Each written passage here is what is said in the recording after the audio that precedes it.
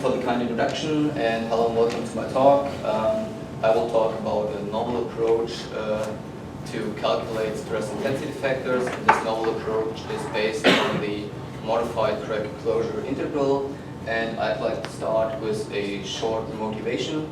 As you probably all know, all corrective loading analysis techniques have advantages and disadvantages, and for example, the energy balance integrals like the J integral are highly accurate but need a high implementation effort. The corrective element method is also comparatively accurate but requires a special meshing. The displacement interpolation method is quite simple to implement but requires an extrapolation, and the modified corrective closure integral method is also comparatively accurate but requires nodal reaction forces. And we thought the modified corrective closure integral is a very good technique. It is accurate, it's quite easy to implement, only the nodal reaction forces are kind of a drawback. And so we came up with the enriched modified corrective closure integral, which is eluding the use of nodal reaction forces, and I want to show you how we derived it, and I want to show you verification of it.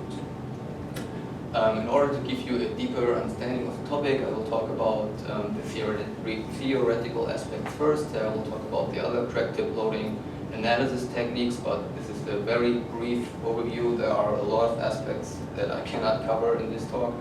I will talk about the modified corrective closure integral a little bit more, as the enriched modified corrective closure integral is based on it, and then I will show you the derivation of the enriched modified corrective closure integral, the verification, and finally a short conclusion.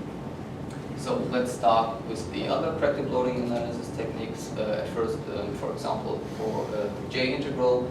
The J integral is calculated using a small integration contour around the corrective, and here is also the problem of the J integral. This small integration contour is of course close to the corrective, and in numerics, as we have a singularity, this might be inaccurate. The advantage of J integral is that we can use big integration contours, as it is path independent, but this path independency needs to be ensured, and as you probably know, a very sophisticated implementation is necessary to get correct values for the J integral. The next method is the corrective element method. Here the relation is quite simple. It's actually just the near-tip solution, but the displacement jump is replaced with an interpolated displacement jump function, and this interpolated displacement jump function is based on a corrective element, and the corrective element is an element where the middle node is repositioned at 1/4 of the element length, and this is done in order to have a root hour proportionality. So here the problem is that you always need a special mesh when you use the corrective element method. The easiest one to implement is the displacement interpolation method. Here the stress intensity factors are calculated only using the displacement jumps, and you do evaluate the stress intensity factors along a certain node set on the crack face, and then you do a extrapolation of a certain node set to the crack tip, and yeah, as you can see, that's quite easy, but it's also the least accurate, and it's kind of arbitrary because no one can tell you how many nodes you have to use for the extrapolation. The next one is the modified corrective closure integral. It's based on Irwin's corrective closure integral, and here the assumption is that the energy released by crack extension is equal to the energy required for crack closure. And another assumption here is that the virtual crack extension does not affect the near tip fields, and that's because, and with that we can use nodal forces on the ligament and displacement jumps on the crack face. And looking at the picture down here depicted is a crack and the virtual extension of it, and with this assumption we can use the displacement jumps on the crack face and the nodal forces on the ligament, and also depicted here are elements around the crack tip. They are normal quadratic elements, And the last thing you need to do for the modified crack closure integral is that you calculate the integral, but it's not done in a closed form, it's done with a summation, and you end up in your relation for the energy release rate.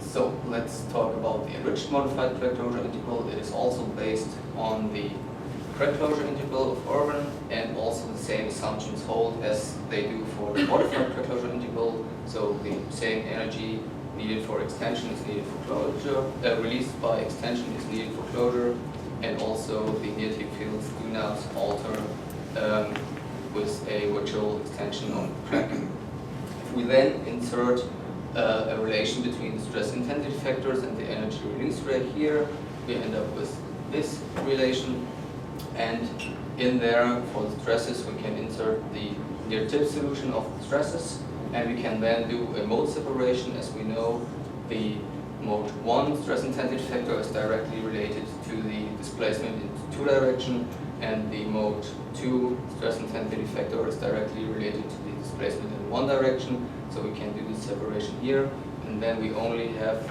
left to integrate the displacement divided by root r, which is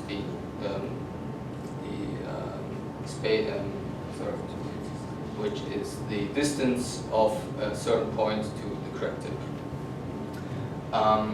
The displacements then are replaced with, they are not replaced, we use interpolated displacement functions, and at this point I'm just assuming mode 1 loading, and the interpolation is done with a Williams series approach. So if we take the Williams series using 3 eigenfunctions, then the displacement in 2 directions looks like this. So here we only have to calculate these 2 parameters, and they are calculated with the conditions that at 1 element length the displacement is equal to the displacement of node C, and at 1.5 element lengths the displacement is equal to the displacement of node D. One could of course also use node B, but as it is quite close to the corrected, it is not taken as it might be inaccurate, and we can then calculate the parameters, insert them here, and end up with this crack face displacement. And if we then insert this displacement into the relation of the stress intensity factor, we end up with this quite long equation, but we can see here that their integral got a little easier. The displacement is not in there anymore, and with the final assumption that the crack extension is equal to 1 element length, we can calculate the integrals, insert them, and end up in the final relation, which is the relation we get using the enriched modified crack closure integral with 3 eigenfunctions. And this is quite easy, quite short. And one could also use only 1 eigenfunction for the interpolation, but then we end up with these relations, and they are actually just the near field solution at specific points on the crack face. So it's not a win if we do that. And with that, we now have a method where we can calculate the stress intensity factors with just a few prescribed nodal displacements, which are nodes C and D. In order to verify these relations, we chose 3 models: the DCB specimen, the 3-point bending specimen, and the tension bar specimen. And on the following slide, I want to show you the results of that in terms of the relative error of the stress intensity factor plotted over the element edge length, and for comparison, the other approaches or techniques are pictured here as well. And the red curve is the enriched modified crack closure integral using 3 eigenfunctions. Green and blue are the EMCCE using 1 eigenfunction. Then we have the displacement interpretation method, where we chose 3 different node sets. And then there's also the corrective element method and the modified crack closure integral. And as you can see, for the DCB specimen, the enriched modified crack closure integral method using 3 eigenfunctions is reasonably accurate. We have an error which is hardly exceeding 5% for most meshes. And for the 3-point bending, we can even see that for a coarser mesh, the enriched modified closure integral method is getting better. What we also can see is that we have partly even more accurate results than the corrective element method, which you can see here, here, and here as well. And which is also quite obvious to see is that the displacement interpretation method is the most inaccurate here. One could argue, of course, that I've chosen not the perfect node set, but for comparison reasons I chose the same node sets for all three models, and it would take a tremendous amount of time to find the right node set for each model, so yeah, I've done that. And the last model also shows a similar behavior. We have a quite reasonable accuracy for the enriched modified closure integral method, hardly exceeding 5% of error. We are, in this case, even mostly more accurate than the corrective element method and the modified closure integral method, and of course also more accurate than the displacement interpretation method. And one thing that is also quite surprisingly for me is that the single node approach of the MCCE, which is basically just in the tip solution, also gives us quite accurate results for the finest mesh, which we can see here.